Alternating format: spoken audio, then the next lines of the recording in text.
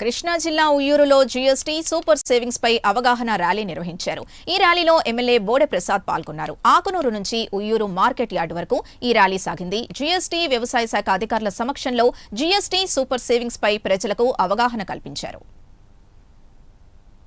18-15% ఉన్న జీఎస్టీలన్నింటినీ కూడా 2 స్లాబులుగా తీసుకొచ్చి ఈరోజు రైతాంగానికి, ముఖ్యంగా రైతాంగం వాడుకునే పనిముట్లు, ట్రాక్టర్లు, హార్వెస్టర్స్, డ్రోన్స్, ఫెర్టిలైజర్స్, ప్రతి ఒక్క వస్తువు పైన కూడా 12%, 13% ఉన్న జీఎస్టీని 5%కి తగ్గించడం జరిగింది.